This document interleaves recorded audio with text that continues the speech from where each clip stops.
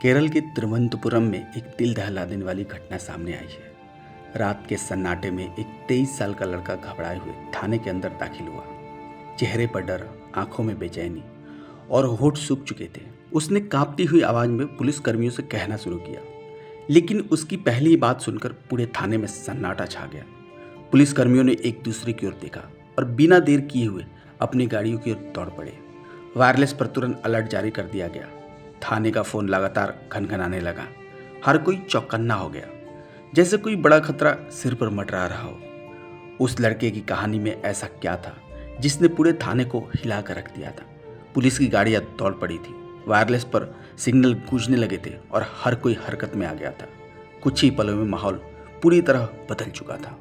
दोस्तों, पूरी कहानी सुनाने से पहले आपसे हाथ जोड़कर आग्रह है कि अगर आप धर्म द स्टोरी टेलर परिवार से पहली बार जुड़ रहे हैं तो प्लीज चैनल को सब्सक्राइब कर दें। इस स्टोरी के माध्यम से धर्म द स्टोरी टेलर परिवार आपका चैनल पर हार्दिक अभिनंदन करता है। नमस्कार, आदाब, सत श्री अकाल। स्वागत है आपका अपना चैनल धर्म द स्टोरी टेलर। उम्मीद है आप सभी अच्छे होंगे, आपकी फैमिली अच्छी होगी, आप अपना और अपनों का ख्याल रखें। केरल के तिरुवनंतपुरम में एक उपनगर में रहने वाला 23 वर्षीय युवक अफान एक सामान्य जिंदगी जी रहा था। उसके पिता विदेश में ऑटो स्पेयर पार्ट्स की दुकान चलाते थे, लेकिन भारी नुकसान के कारण उन्होंने कई लोगों से कर्ज ले रखा था। बीते 5 वर्षों में वो घर नहीं लौटे थे और इस दौरान उनके कर्जदारों ने अफान पर दबाव बनाना शुरू कर दिया। यह तनाव उसके ऊपर गहराता गया और धीरे धीरे उसका व्यवहार बदलने लगा। एक दिन अफान अपनी बाइक उठाकर अपनी दादी के घर पहुंचता है। वहां पहुंचते ही उसने अचानक अपनी दादी को बुलाया और उस पर हमला कर दिया। दादी रोती रही, चिल्लाती रही, मुझे क्यों मार रहे हो बेटा? लेकिन अफान पर जैसे कोई पागलपन सवार था। उसने बेरहमी से अपनी ही दादी की हत्या कर दी। इसके बाद वो बिना रुके अपनी बाइक उठाकर अपने चाचा चाची के घर की ओर निकल पड़ा।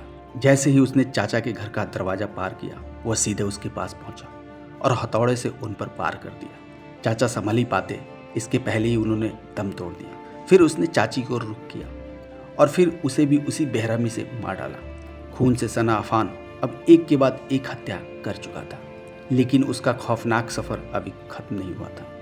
इसके बाद वह वापस अपने घर लौटा, जहां उसकी गर्लफ्रेंड भी रह रही थी। उसे देखते ही वह बेकाबू हो गया और उस पर हमला कर दिया। वह दर्द से चिल्ला रही थी, खुद को बचाने की कोशिश कर रही थी, लेकिन अफान ने उसकी भी हत्या कर दी। तभी उसकी माँ वहां आ गई, बेटी को बचाने के लिए दौड़ी, मगर अफान ने अपनी माँ पर भी हमला कर दिया। अपनी ही माँ को तड़पते देखकर भी उसका दिल नहीं पसीजा। घर में अब उसका छोटा भाई बचा था, जो अफान से बेहद ही प्यार करता था, लेकिन अफान पर तो जैसे खून सवार था। उसने अपने मासूम भाई को भी हथौड़े से बेरहमी से मार डाला। अब पूरे घर में केवल लाशें बिछी हुई थी। इतनी बेरहमी से हत्या करने के बाद अफान ने चूहे मारने वाली दवा खा ली और खुद को भी खत्म करने की कोशिश की, मगर उसकी मौत नहीं हुई। वह किसी तरह पुलिस चौकी पहुंचा और कांपती आवाज में कहा, मैंने 6 लोगों का कत्ल किया है। पहले तो पुलिस कर्मियों को यकीन नहीं हुआ। उन्हें लगा कि वह कोई पागल है जो बेतुकी बातें कर रहा है, लेकिन अफान ने बार बार कहा, आप जाकर देखिए, मैंने सच में सबको मार डाला है। फिर अचानक वह जमीन पर गिर पड़ा। पुलिस उसे तुरंत अस्पताल ले गई। जांच के दौरान जब पुलिस ने आरोपी के घर की तलाशी ली तो वहां से उसके परिवार वालों के 100 बरामद हुए। उसके बाद पुलिस ने अफान का औपचारिकता बयान दर्ज किया, लेकिन जब तक हत्याकांड के पीछे का कारण स्पष्ट नहीं हो सका। बताया जा रहा है कि अफान हाल में ही विदेश से विजिटिंग वीजा पर लौटा था, जबकि उसके पिता वर्तमान में विदेश में रह रहे थे। पुलिस विभिन्न कोने से जांच कर रही है और उम्मीद है कि जल्द ही इस हत्याकांड के पीछे की असली वजह सामने आ जाएगी। स्थानीय लोगों के अनुसार अफान को आखिरी बार सोमवार की शाम 4:30 बजे पेरुमाला में बाइक चलाते हुए देखा गया था।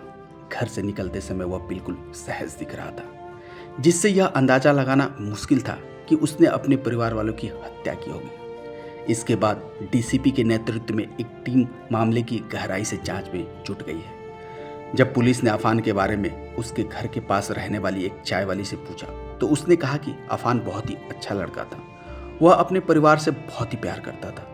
मुझे यकीन नहीं हो रहा है कि उसने ऐसा किया होगा, लेकिन अब सवाल यह था, क्या कर्ज और दबाव ने उसे हत्यारा बना दिया या फिर इसके पीछे कोई और गहरी वजह थी? पुलिस जल्द ही अपनी रिपोर्ट सार्वजनिक करेगी, लेकिन इस दिल दहला देने वाली हत्याकांड ने पूरे इलाके को दहशत में डाल दिया है। दोस्तों, यह कहानी सुनाने का मेन उद्देश्य आपको जागृत करना है, आपका मनोबल बढ़ाना है। हम कभी नहीं चाहेंगे कि इस कहानी से आपका दिल दुखे।